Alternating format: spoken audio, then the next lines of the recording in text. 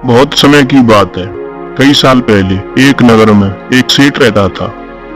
उसने अपने पूरे जीवन भर बहुत ही कड़ी मेहनत की थी, जिसकी वजह से उसके पास बहुत सारा धन इकट्ठा हो गया था। जैसे जैसे समय बीतता गया, वैसे वैसे ही उसके पास धन और भी बढ़ता चला गया और उसकी उम्र भी बढ़ती जा रही थी। तो उसने एक दिन ऐसा महसूस किया कि अब वह इस संसार में ज्यादा दिन तक जीवित नहीं रहेगा। वह सोचने लगा कि अब इस धन का क्या किया जाए। उसने अपने पूरे जीवन भर बड़ी कड़ी मेहनत से खून पसीना एक करके इस धन को इकट्ठा किया था।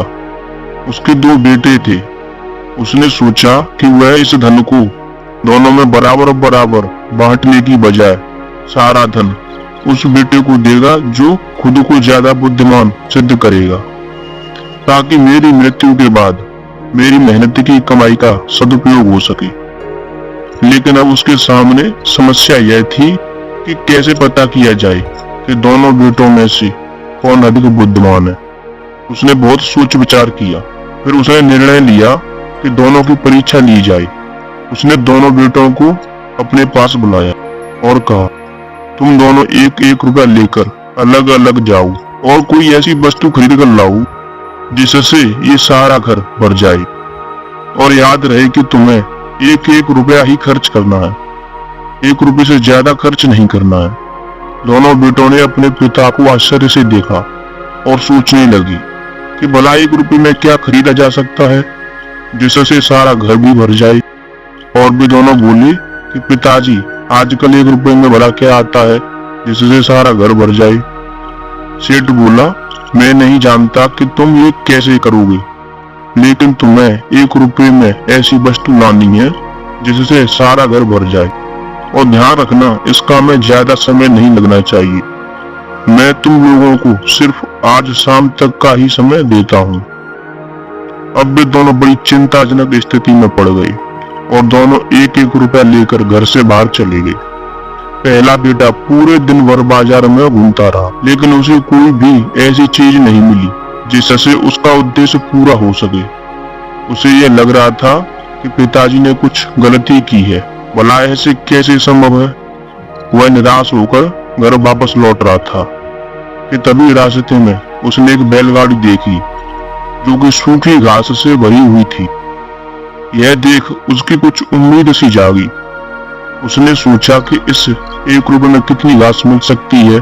यह सोचते हुए वह बैलगाड़ी वाले उस व्यक्ति के पास गया और उस घास की कीमत पूछी। काफी देर तक मोल भाव करने के बाद उसने 1 रुपये में वो सारी घास खरीद ली। अब उसकी निराशा थोड़ी सी कम हुई, लेकिन अभी भी वह अपने काम से पूरी तरह संतुष्ट नहीं था। वह उस सूखी घास से भरी बैलगाड़ी को लेकर अपने घर पहुंचा और बड़ी उम्मीद के साथ घर के फर्श पर घास बिछाने लग गया।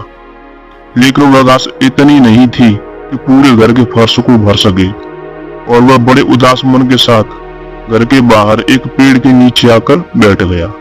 सेठ का दूसरा बेटा अपना 1 रुपया लेकर बाहर आया तो था, लेकिन वह सीधा बाजार नहीं गया। वह घर पर ही शांति से बैठकर सोचने लगा। वह बहुत लंबे समय तक सोचता रहा। उसे सोचते सोचते पूरा दिन ही बीत गया। अब शाम होने को थी। तभी उसके दिमाग में एक विचार आया और वह अपना रुपया लेकर बहुत तेजी के साथ बाजार की तरफ भागा। उसने एक दुकान से मोमबत्तियां खरीद ली जो कि 1 रुपये में काफी सारी मिल गई थी। तो फिर वह जल्दी से भागता भागता घर की तरफ आया, क्योंकि जल्दी ही शाम होने वाली थी और वह अंधेरा होने से पहले ही घर वापस लौट आया। घर आकर उसने देखा कि उसका भाई एक पेड़ के नीचे दुखी अवस्था में बैठा हुआ है। शाम हो चुकी थी, अंधेरा हो रहा था। वह जल्दी से घर के अंदर गया और घर के हर कमरे में 2-2, 3-3 मोमबत्तियां लगाकर उन्हें जला दिया। अब सारा घर तुरंत ही उजाले से भर गया। यह देखकर सेठ बहुत प्रसन्न हुआ और बोला, बेटे, तुम सबसे बुद्धिमान हो और आज से तुम ही मेरे वारिस हो। तुम्हें मेरी इस मेहनत की कमाई का सही जगह उपयोग करना होगा और मेरे व्यापार को आगे बढ़ाना होगा, और अब से यह सारी संपत्ति तुम्हारी हुई।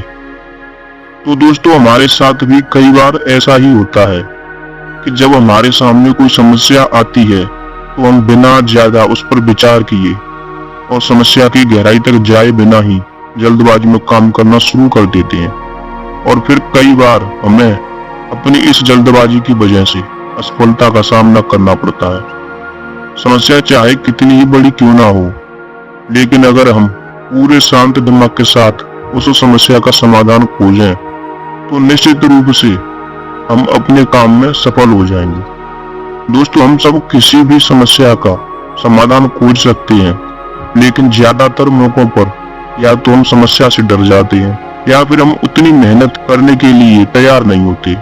हर बार मुश्किलों को पार करके आगे बढ़ना एक आदत होती है जो हमारे अंदर तब आती है जब हम अपने सामने आने वाली समस्याओं का सामना पूरा आत्मविश्वास और जोश के साथ करते हैं। अगर हम सकारात्मक नजरिया रखते हैं तो हम अपने सामने आने वाली समस्याओं को समस्या नहीं बल्कि एक अवसर के रूप में देखना शुरू कर देते हैं। तो हम जीवन की परेशानियों से कभी भी दुखी नहीं होंगे, क्योंकि हर समस्या हमें कुछ न कुछ नया सिखाकर ही जाती है और हमें हमारे कंफर्ट जोन से थोड़ा सा बाहर खींच लाती है। और जब हम किसी मुश्किल काम को पूरा करते हैं तो हर बार हम पहले से थोड़ा बेहतर होते चले जाते हैं, ज्यादा आत्मविश्वासी और ज्यादा साहसी होते चले जाते हैं। जब एक मुश्किल काम हमें इतना कुछ सिखाकर जाता है, हमें आगे बढ़ाते जाता है, तो आखिर क्यों हम किसी भी मुश्किल काम को समस्या की तरह देखते हैं। हमें किसी भी समस्या को एक समस्या के रूप में नहीं देखना चाहिए। हमें अपना नजरिया बदलने की जरूरत है। हमें समस्याओं को एक संभावना और एक चुनौती के रूप में देखना चाहिए जो इतना कुछ सिखाकर जाती है। और अगर हम समस्या को समस्या नहीं बल्कि एक संभावना के रूप में देख पाए तो हम इससे घबराना छोड़ देंगे और फिर खुशी खुशी उस चुनौती का सामना करने के लिए पूरे शांत दिमाग से उसके समाधान पर विचार करेंगे। और किसी भी मुश्किल समय का सामना करने का यही सबसे अच्छा तरीका है। तो दोस्तों उम्मीद करते हैं कि आपको यह वीडियो पसंद आई होगी, और भी इसी तरह की वीडियो देखने के लिए चैनल को सब्सक्राइब करें और वीडियो को अपने दोस्तों को शेयर करना ना भूलें। धन्यवाद। आपका दिन शुभ हो।